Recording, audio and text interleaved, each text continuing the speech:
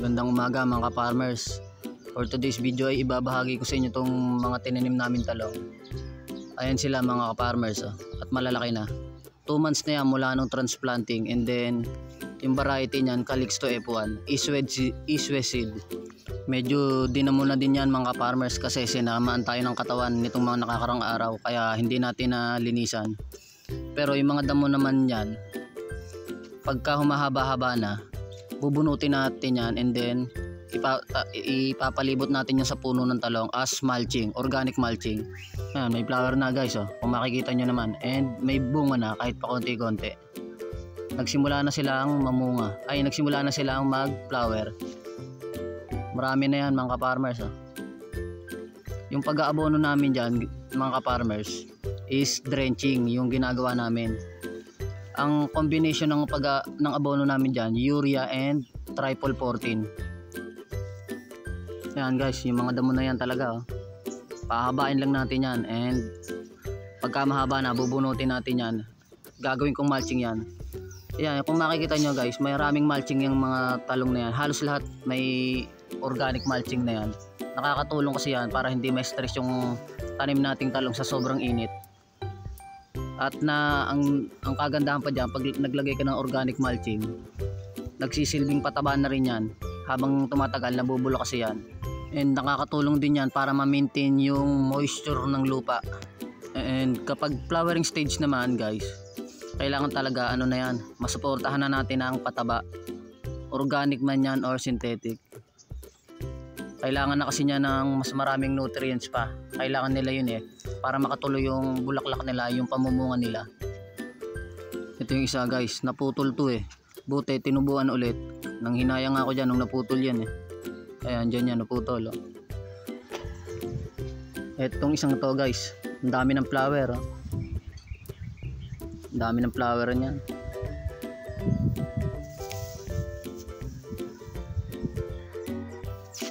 Siguro bago magkatapusan ng May or first week ng June, makaharvest na kami dyan ng kahit pa konti-konti.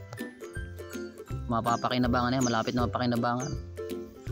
Matataas na guys, kung makikita nyo naman, marami na rin tumutubong sanga dun sa nila, pinakapuno. Ayun ang nagustuhan ko sa Calixto F1. Dati ang tinatanim namin dyan yung Fortuner.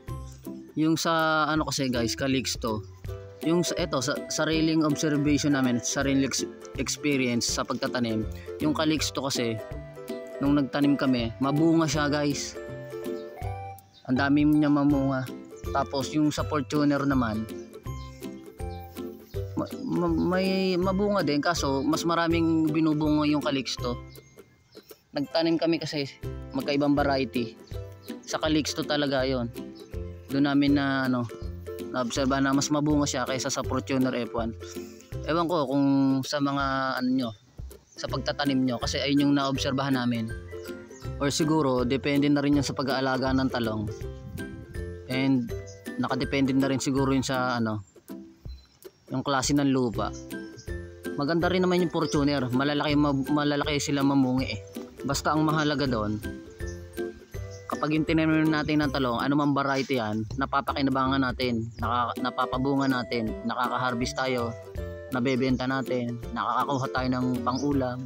Ayun yung pinakamahalaga dun sa paghahalaman. Baguhan pa lang ako sa pagtatanim ng talong or sa eggplant farming, kaya wala pa tayong masyadong alam na technique dyan sa pag-aalaga nyan. Ang kalaban lang dito guys sa eggplant farming, kapag namumunga na sila, sirain yan. Kailangan talagang mag-spray ng insecticide. Mahirap naman yan kung babalutan mo ng dyaryo isa-isa yung bunga niya, napakatrabaho nun. Siya nga pala mga farmers, yung kabuuang na tinanim namin na yan, talong, 154 pieces lahat yan, yung andyan sa area na yan. Then sa ibang party pa, meron din kaming nakatanim. Halos ganyan na din kalalaki. Bali, ang naitanim lang namin ngayon, 248 pieces ng talong. Calixto F1 variety yan. Ang hirap kasi kung magtatanim kami ng napakarami. Wala naman kaming pagkukunan na ng tubig dito. Yung talagang magpapatubig ka. Kasi dito, mano-mano. Iigib ka sa balde, isasalin mo sa lagadera. yun, imamano-mano mo ng dilig. Kaya nahihirapan na kami magtanim ng napakarami. Imamano-mano pa yung pagdidilig nun. And yung sa distancing pala niyan mga ka-farmers, hindi sila masyado magkakalayo. Kasi kailangan natin ma-utilize yung space. May iba pa kasi kaming mga tanim. Talbos ng kamote, papaya, sitaw. Marami kaming gulay na itinanim ngayon eh. Kaya ganyan lang yung space, yung sa spacing ng talong. Halos ganyan naman kami lagi yung magtanim ng talong, yung spacing niya, hindi masyado magkakalayo. Nakakapamunga pa rin naman ng maganda yan. Basta suportado natin sa abono at syempre sa pagdidilig. Yun siya nga pala mga farmers. Bali ano pa lang yan, nanonood pa lang ako sa YouTube ng mga iba't ibang technique sa pagtatanim ng talong, iba't ibang technique sa pag-aalaga ng talong, para magkaroon tayo ng maraming idea para sa susunod na pagtatanim natin mas maganda na, ready na tayo. Kaya kung expert na kayo guys, mga ka-farmers, bahagi nyo naman sa akin, comment nyo na lang para mas lumawak pa yung kaalaman natin sa pagtatanim ng talong. Madami-dami yan guys oh. Sana makapamungan lahat, hindi maapektuhan na sobrang init.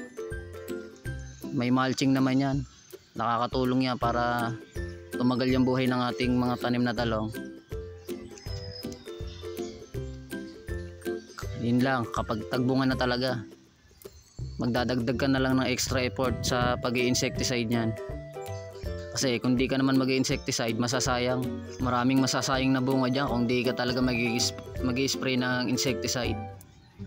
Yun lang muna siguro mga farmers.